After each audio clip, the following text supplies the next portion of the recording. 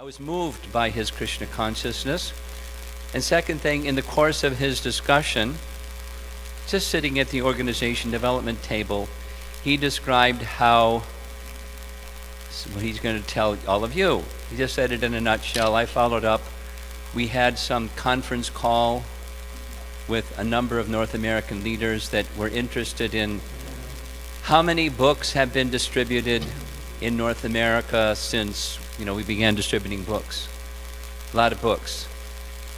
Do we know who received those books, and are those people reading those books, and what's the relationship with those people that received the books and may be reading or may not be reading the book? So with that thought in mind, how to follow up.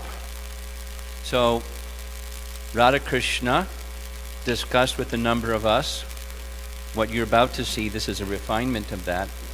And it was so impressive that when the North American leadership began contemplating what are some of the most important elements for observing ISKCON 50, this 50th anniversary of ISKCON, this succeeded in making it as one of the top 6 or 7, we were calling it petals of the lotus of ISKCON 50. So you haven't heard so much about it for a variety of reasons. So now you're going to hear about it. The theme is how to, in practical terms, how to, along with our book distribution, how to follow up with the people that receive books and potentially connect them more with Krishna and Krishna consciousness and a life of devotion to Krishna, in addition to getting books. That's the idea. And I'll say it one more time, at least all of our North American leadership group, and it was presented in Dallas before all the North American temple presidents and leaders that gather with our annual meeting. This was one of those items.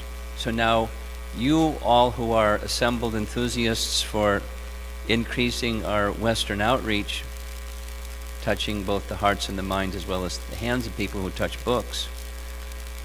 This is the purpose of this is you will have now at least one tool. Pancharatna Prabhu, whose name was mentioned earlier, has a similar idea that he's developing, and I believe he's online watching this because he is very interested in this topic also. So this is a way, or it's an authorized, endorsed, encouraged way for those who are distributing books and those who wish to support those distributing books to bring people closer to Krishna after they receive a book. So Radha Krishna Prabhu, are you online? Hare Krishna Maharaj. Wow, I'm here. Your voice is so clear. Is it? Yeah, That's it's good. like you're right in the room with us. Mm. And Yeah, by the way, it's Nrsimha Chaturdasi in Hungary, and they have a major annual festival in Hungary, and he's like, waving his hand across his face with a fan because he's exhausted organizing, arranging, and leading all of that. So at the end of his day in Hungary, he's taking out time with all of us. So thank you very much. Actually, yeah, I'm a bit tired, but I'm enthusiastic, and we had a really wonderful Nrsimha Chaturdasi festival today with more than 600 devotees. It was really amazing. But I don't want to take so much of your time. So I don't know if you can see the screen that I'm sharing with you. Hello? Hello? Yes, we can see the screen. Oh, okay. It's very colorful. Your picture is in the lower right corner, smiling, and then we're seeing the PDF, growing and utilizing database. Take it away. Okay. So this will be a 30 minutes presentation, and I will try to leave some time for questions. So we'll try to keep the time. The first thing that comes usually to devotee's mind when it comes to database is, why do we have to deal with any of that?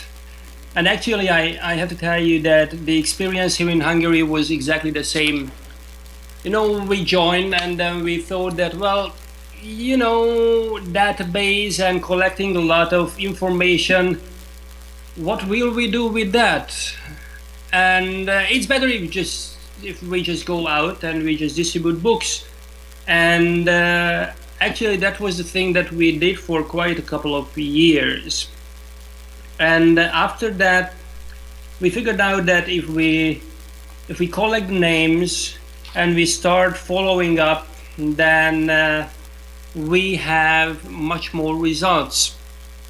But when we try to develop a foundational database that we can work from, then the first question before we do that is, why do we have to have a database?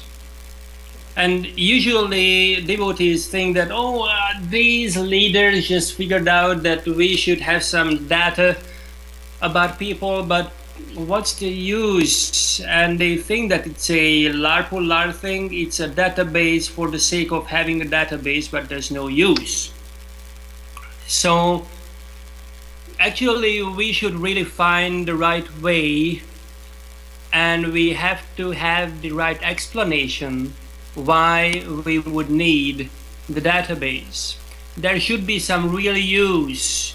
You should be able to answer the what's in it for me question.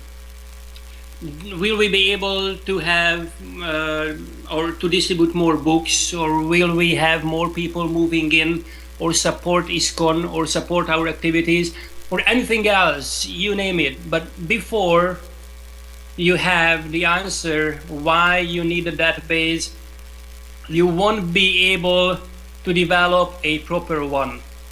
That's a really important thing that we had to realize, because that actually boils down to one of the most important things within our preaching, and that's inspiration.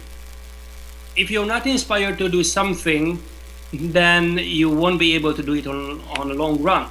So first, try to understand, why do we have to have a database? And this presentation is basically for that, and how to use the database in a way that it's effective and it supports the preaching and it's inspiring for all the devotees, for those who are collecting the information for the database, those who are using the information in the database, and those who are joining ISKCON because of the proper use of data in the database. So there are three major steps that we usually have when we try to catch people and we try to bring them closer to Krishna consciousness. The first step is how to catch them. The second step is the follow-up, and the third is how to connect them to ISKCON. And as I've heard, Devamita Maharaj was speaking about the Bhakti Lounge, and it's a really wonderful project, and I was really inspired just listening to his presentation. And this whole database system can be used for a lot of purposes: to bring more people to the Bhakti Lounge, to bring more people to the temple, to bring more people to do any kind of service that you would like to do. But there's a really important step. That's why there's a +1, and that's giving feedback. So there should be feedback that always fine-tunes the system, and I will show what that means. But none of the catching, follow-up, connection and feedback will work without proper administration. You know, here in Hungary, in some of our temples and centers, we were not so up to the standard in administration. So Shivaram Maharaj, as you well know him, that he is really into the details, and he always wants everything being done in the best way possible. So the first thing when he came to Hungary in 87, it was that he set up a communications department and an administrations department. And these two departments are still there. They are still very well integrated in the preaching.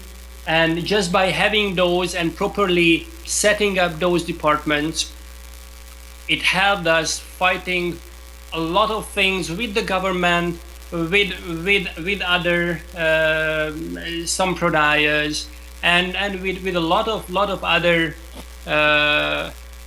we could say threats also, and we could be proactive, not just reacting everything that we just came across.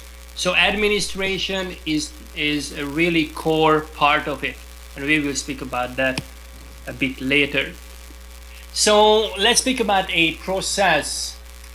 And when we will go through the presentation and we reach almost the end of it, you will see how effective this could be if it is used in a proper way.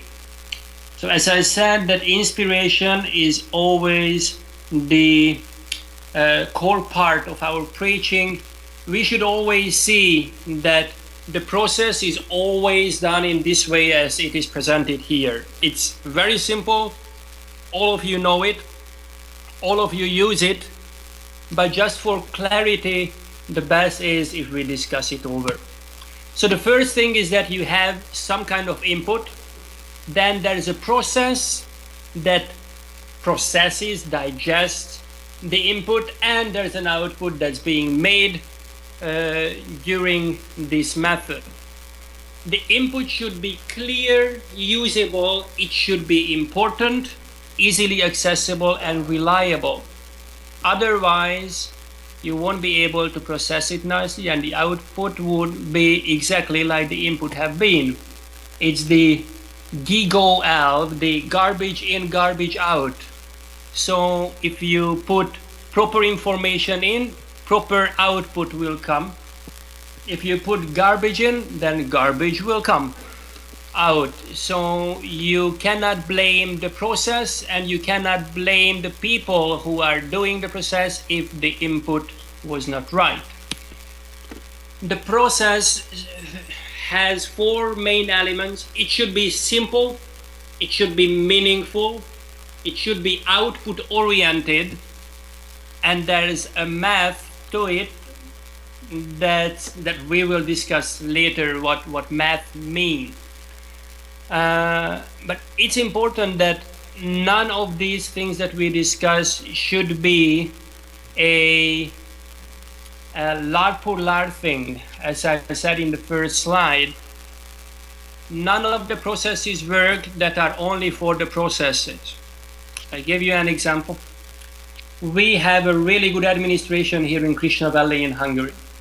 But there were some elements that were imposed on the system only because the administration wanted it, but we have never used any information that they produced. It took a lot of time to make those outcomes, and we have never used it. So gradually, the inspiration just weakened, and then we stopped using those processes just to free up time for the administration. So it should be meaningful, it should be output oriented, and it should be the simplest possible. And then the output would be exactly like the input have been. It will be clear, usable, important, easily accessible, and reliable. If you have this, then you can keep the devotees inspired. You can keep those inspired who are bringing people in, who are bringing the contact cards in, who are bringing the information of the interested people in. Let's speak about the first part of the process, and that is the catch. So, as I said, that it's input, process, and output.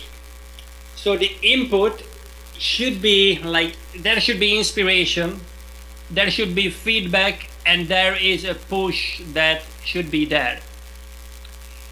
The inspiration should come from everyone, so that all those devotees who are going out and who try to catch people, they are inspired to do so. So what we do, just to give you some basic data and some of the results we have around 15 Sankirtan devotees now here in Krishna Valley. All of the devotees are going out 20 days a month. They are out on the street 6 days a week, 7 hours a day. And they can collect between 2 to some can make even 10 contact cards a day. So that means that every month we receive around, we can say around 600 new contact cards, only from those 15 devotees who are already on Sankirtan. And those 600 contact cards are those people who are extremely interested in Krishna consciousness, interested in our programs. They are not just people who came by and said Hare Krishna, and then the devotees just asked their email address, and then it just got into our database.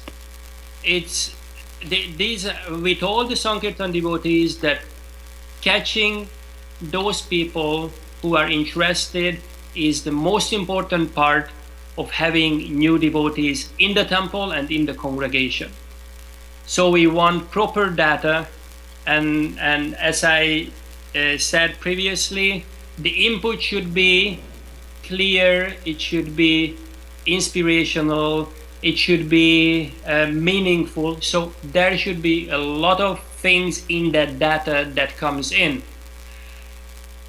So feedback is important, because for the follow-up and for the administration, we need to have the proper feedback. And the push, the authorities have really great part in developing this whole method, because the inspiration should always be kept. Then the process is very simple. You have to go out and you have to collect. And going out, you don't have to send new people out.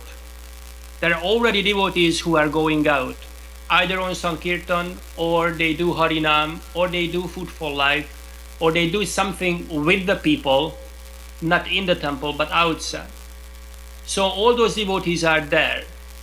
So for the process, I said that there is a math that you need. That's money, accessories, time, and human resource. So what money do you need to catch people? You need to print the contact cards. That's all. You don't need anything else in terms of money. Accessories, what do you need? You need contact cards that's already been printed, and you need a pen.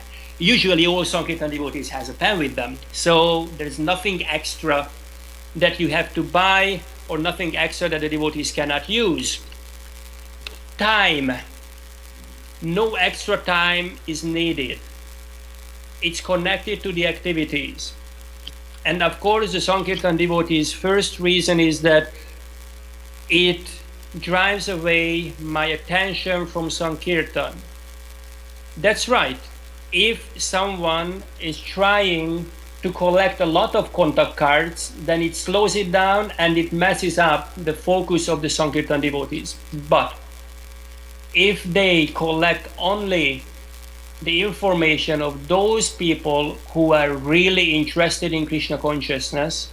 It will not destroy the focus, it will develop the focus much more, and it will help the Sankirtan devotees when they see that the follow-up is properly done. So it will help the devotees to stay more inspired and to go out and do better Sankirtan than they have done ever before. So since the devotees are doing this, their Sankirtan scores are going up.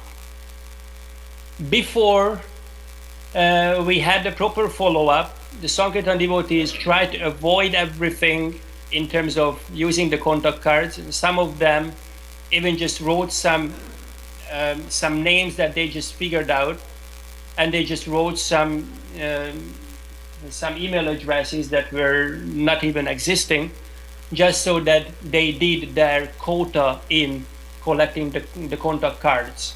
So there's no quota on it. Everyone collects as much as they can or as less as they can. The most important thing is that it should be quality information.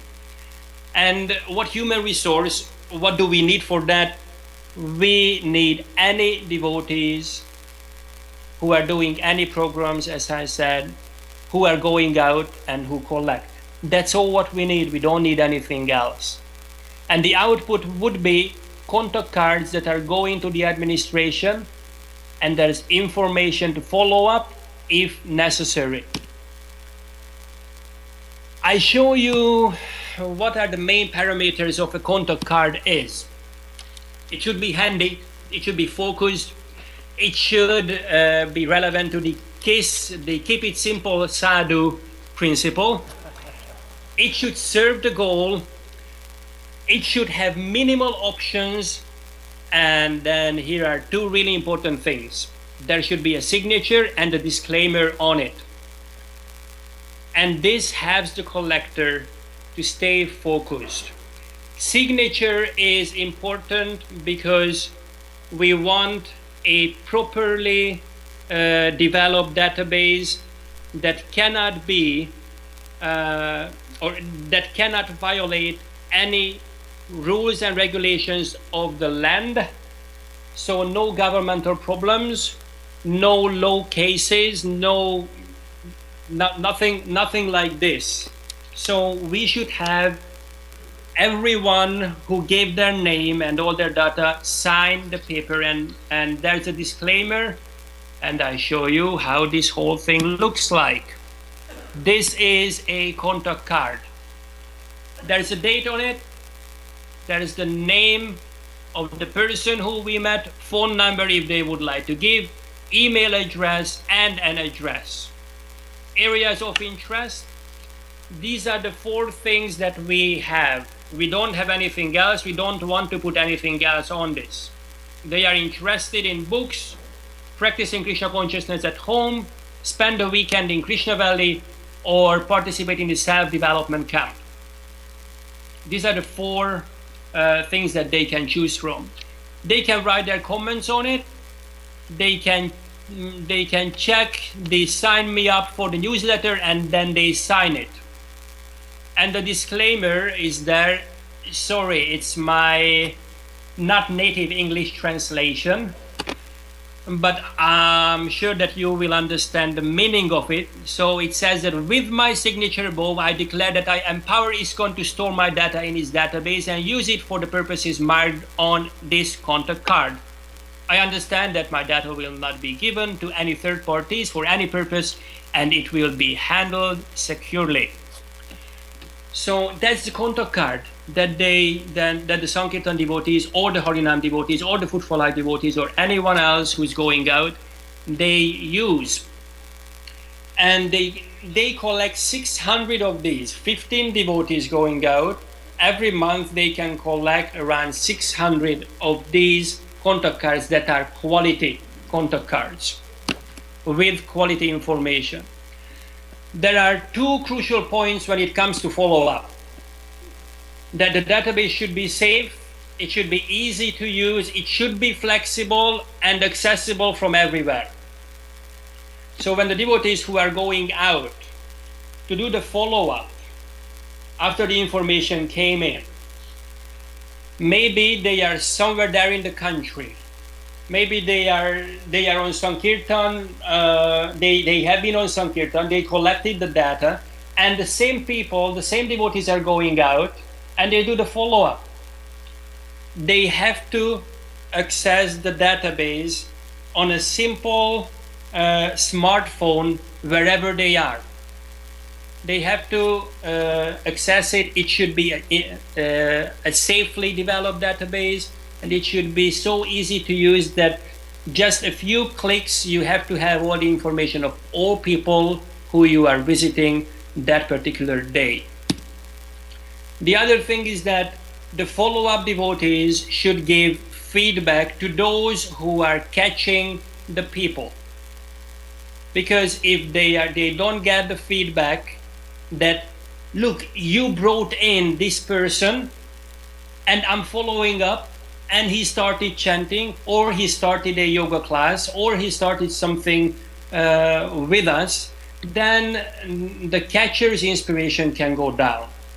So proper feedback should be given to the catchers. The feedback should be regular. It's important that it should be inspirational and informative. You know, we had so many feedbacks. Yeah, it's good. Yeah, I'm following this up. You know what I usually say? I'm not interested in this kind of feedback. I'm not interested whether you feel nice about it or you feel that, yeah, this is good, this is good. What does it mean, being good? Good meaning that I visited the person 3 times and the person took the next step and they started coming to the temple, or they started associating with devotees, or he bought 2 other books, or what does it mean having a good result in the follow-up? You have to define that when you do this kind of database utilization. If we go a bit further, you remember that there were 3 steps: catching, follow-up, and connecting. Connection is the, I wouldn't say the final step, but this is this step that defines that the people who the catchers met on the street, they say that, yes, I would like to be the part of your organization.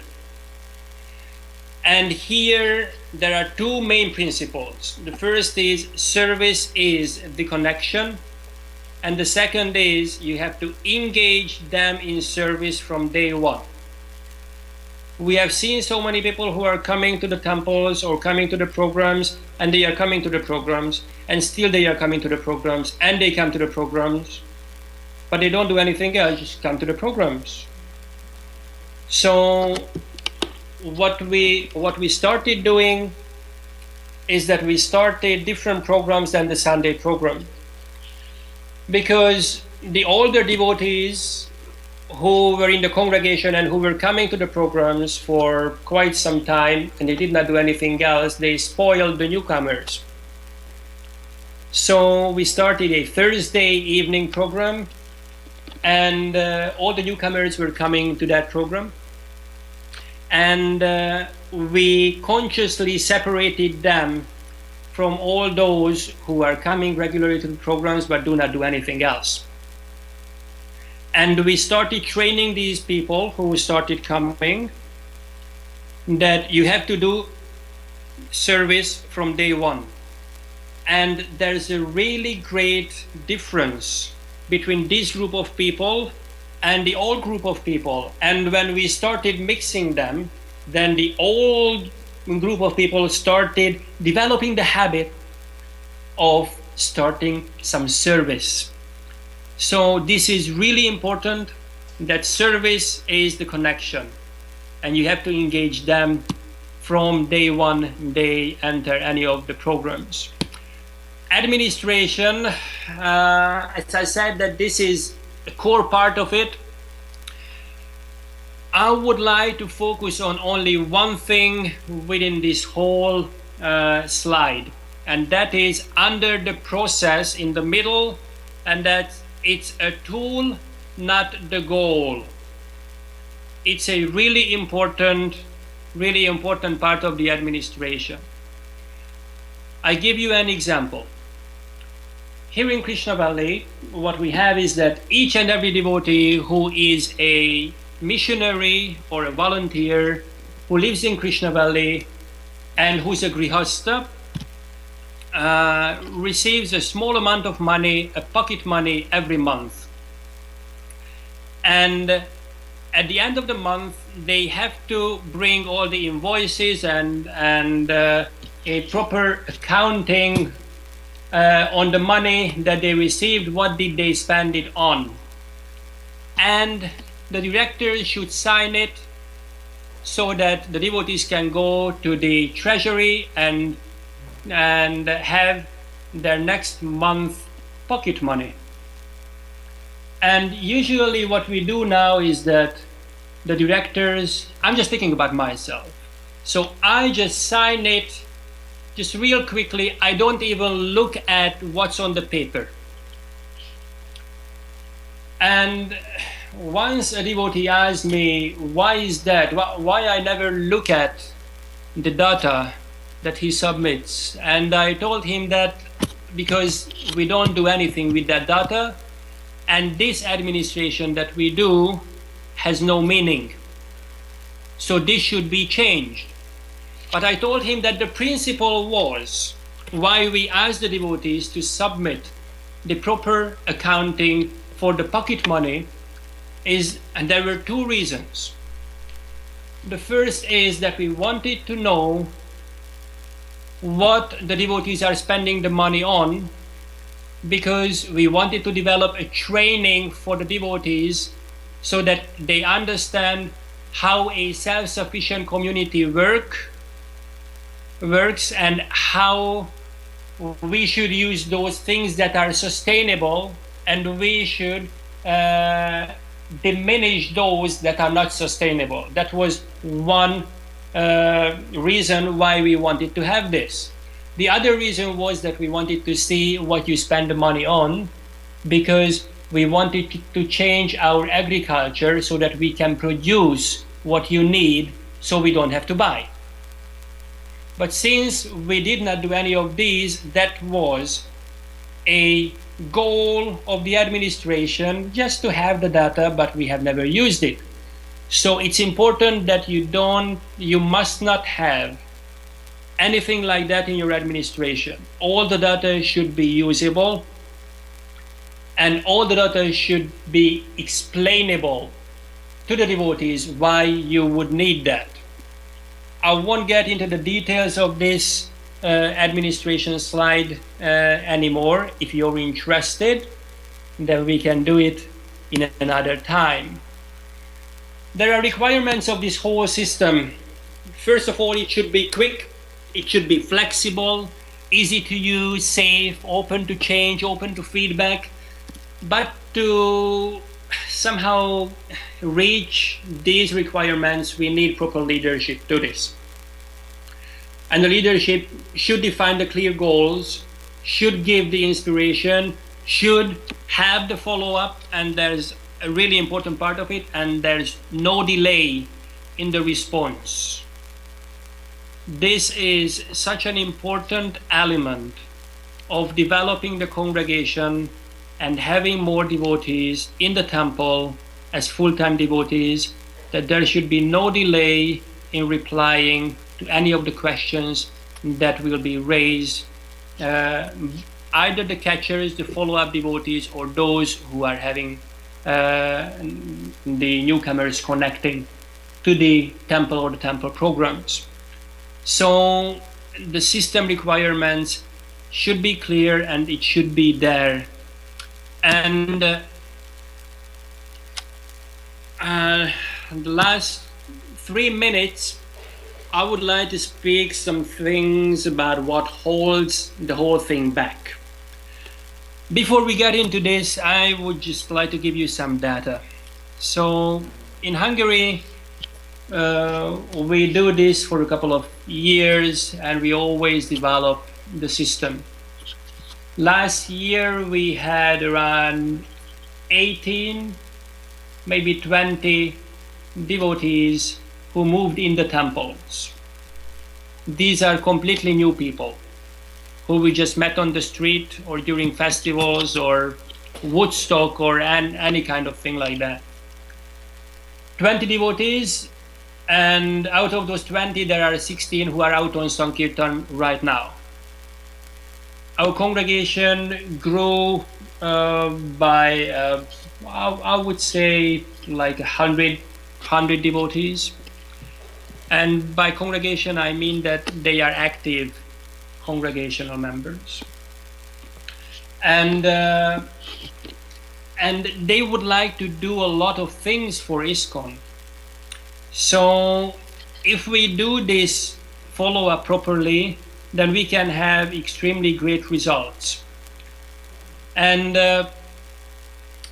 let's speak about what holds it back. First of all, that when the collectors are not motivated, we were speaking about that, when the goal is too broad, so the collectors can get the names easily and they don't have to look for the right people who can be followed up.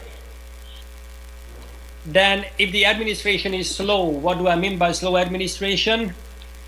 If any of the contact cards are getting in the database, the online database, in more than 24 hours, that's slow. If the follow-up devotees cannot get the information and don't follow up the information within a week, then it's extremely slow. Usually what we try to do is that the information comes in, the next day it's followed up. The other problem is when follow-up is not administered properly.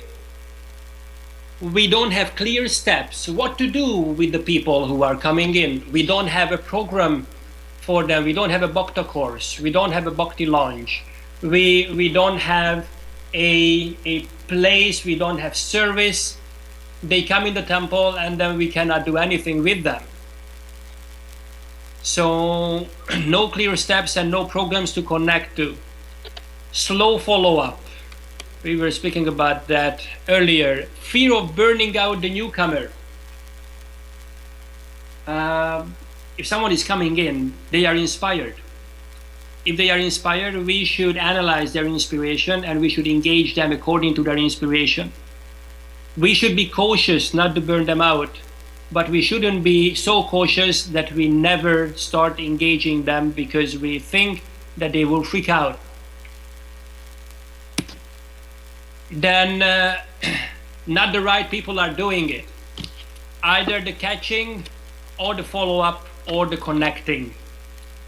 Then we hear it many times that we need relationship first. And the devotees, the follow-up devotees are developing the relationship, and still they are developing the relationship, but it never gets to the next level. If you cannot get with someone to the next level, just join them in the congregation to some of those groups that you think that they can be connected. And if you're a follow-up person, just step over it and go to the next person and don't waste your time. That's the next one, wrong time allocation, and the focus is not right. So if you have the proper time allocation and you focus on those people who are more inspired and who can be engaged right now, then the focus and the time allocation is better and the results will be better. It's important, we were speaking about that earlier, that follow-up should be motivated, and follow-up should be proper. We spoke about that also. Giving the contacts too early, that's also an important thing, that the follow-up devotees, if they do it right, then they will know when to give the contacts to be engaged in the temple or in any other programs, in Food for Life or doing harinams or making some sweet balls or anything. So there should be proper engagement for the devotees. And I would say that usually one of the things that holds us back here in Hungary is that we try to shot for the perfect plan. And we don't do anything until we have the perfect plan. And usually we let the best come into the way of good. You must not let the best come into the way of good. You have to have proper standards that are obvious for everyone, and you have to see whether the devotees are doing their activities to an acceptable level, so that you get the proper results. Okay, so I stop here. It was 35 minutes. And I don't know if we have some time for questions We and have time. answers. And the Sankirtan leader back there has his hand up. One of the Sankirtan leaders in the room. Okay. Thank you very much. Thank you very much. Thank you very much for your attention. But go ahead. Thank you, Prabhu. In the case where many of the Sankirtan devotees are not in the direct vicinity of the temple, how does distance factor in? How are you able to connect people that may not be exactly in the area of the temple to this type of engagement? It seems a much greater challenge. Yes, it could be a greater challenge, but it's a matter of inspiration. If the devotees who are doing Sankirtan and they are not closely connected to the temple, if they understand the importance of having the contact cards and having the database, and possibly they start using the database and they see how effective it is, then they would be more inspired. But you don't have to force anyone. You have to find those who you can work with in the beginning and try to work with those, try to develop the program and involve and engage others based on inspiration.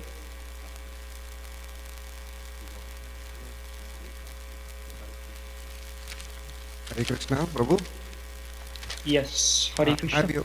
Have you been in any situation where you have the contact card and you call the person or send an email, but there is no reply and you keep doing it for multiple weeks?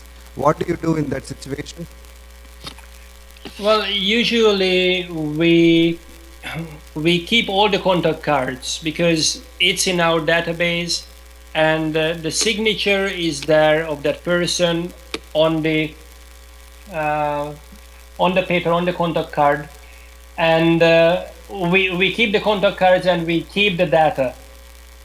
And if there's no response for a month, then we just send the newsletters or we send information every 3 months. And then if there is a response, then it's okay, then we follow that up. If there's no response, it's just in our database, and we just send the basic information and advertisements of our programs to the person until he or she cancels it somehow. We're going to be able to take one more question because we've already are over time. Okay. So I think what we'll do is Mangal Arti will take the only remaining question.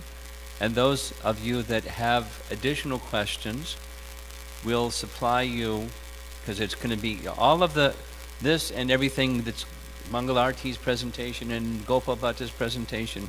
It's all going to be online that you can download, and along with Radha Krishna's presentation will be his email address, and you can write him a question and ask. Last question. Krishna, a question I had is, this is really cool, the data information that you're collecting, and we've been doing it for a few years, maintain a whole database, and we send emails on a regular basis. But recently in the US, at least in Canada, the laws have changed in terms of spamming and privacy laws. So for example, if we have to write an email to somebody, they need to give us an explicit consent. Otherwise, there's like some special laws. I don't know how it affects US, but I just wanted to point out, at least in Canada, there's new laws around this. Has it affected you all in any way, and how do you work around that? Yeah, well, previously we did not have the signature and we did not have the disclaimer. We just had the data of the different people, and we did not have any cases when it was a legal case, but we had some warnings. So we changed the whole thing, and we became a completely compliant with the Hungarian law in terms of collecting data and storing the data. And you just have to see what's the law in Canada or in the US, and you have to have the right sentences on the contact cards, and then you're safe. There won't be any problem, and then it's not a spam, because if they requested you to send the letter and they signed that paper, and you have that on record, so you never throw away those signed papers. You have it there, and there's a proper filing system for that, and in the database you know where to find these things.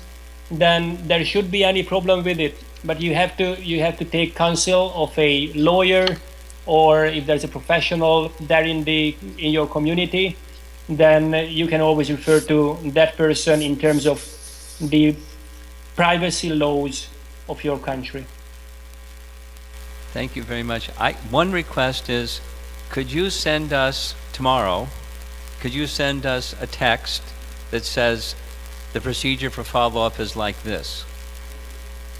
Radha Krishna, could you write Sure. something like that? Because that wasn't covered and we don't have time to do it now. Yeah. So we're going to have to thank you very much. Hope you have sweet dreams about Lord Nrsingadev and Prahlad Maharaj. I definitely will. Thank you very much. Your presence is felt, and I'm grateful, personally, very much grateful that you took the time to do this. Thank you. Hare Krishna. Hare Thank you very much, Maharaj, and thank you for everyone.